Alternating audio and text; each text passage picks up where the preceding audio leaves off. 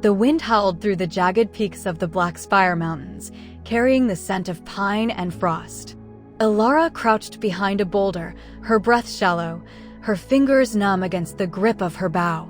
The arrow notched in place trembled slightly, not from fear, but from the cold that gnawed at her bones. She'd been tracking the beast for 3 days, following its claw marks through snow-dusted trails and across frozen streams.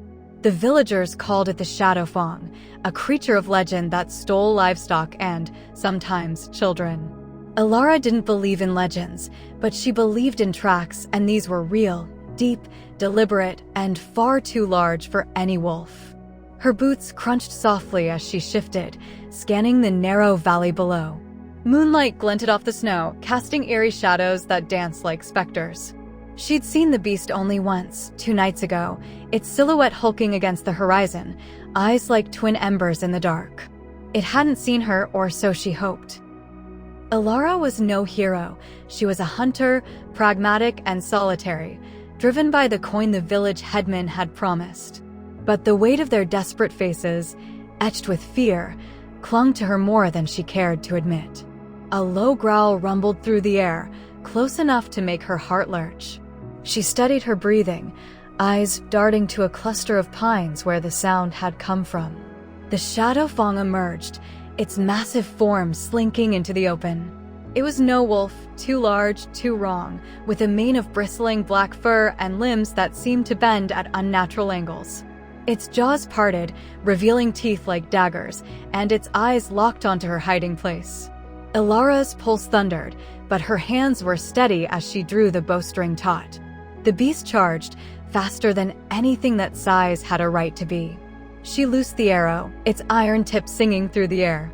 It struck the creature's shoulder, and a guttural snarl echoed through the valley. But it didn't slow.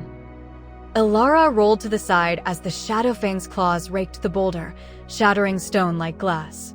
She scrambled to her feet, drawing her hunting knife, its blade pitifully small against the beast's bulk. It lunged again, and she dove into the snow, feeling the rush of air as its jaws snapped inches from her neck. She ran, her legs burning, weaving through the pines as the creature pursued. Branches snapped behind her, the ground shaking with its weight. Elara's mind raced. She couldn't outrun it, couldn't outfight it. Her only chance was the trap she'd set earlier, a crude snare of rope and sharpened stakes hidden beneath the snow. She veered toward the clearing where she'd laid it, praying the beast was too enraged to notice the faint outline of disturbed earth. Its hot breath grazed her back as she leaped over the trap, landing hard on the frozen ground. The Shadow Fawn followed, and the snare snapped shut.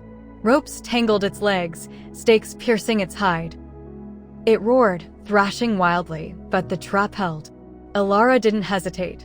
She notched another arrow, aimed for the beast's throat, and fired. The creature's struggles slowed, its glowing eyes dimming as it slumped into the snow, blood pooling beneath it. Elara stood, chest heaving, watching until she was certain it was dead. Dawn was breaking as she trudged back to the village, the beast's massive head slung over her shoulder as proof. The villagers gathered, their fear giving way to awe, their whispers of gratitude mingling with the morning mist. The headman pressed a heavy purse into her hands, but Elara barely felt its weight. She was already thinking of the next hunt, the next set of tracks, the next shadow moving in the dark. For her, the mountains were never silent. They were alive with things that needed killing.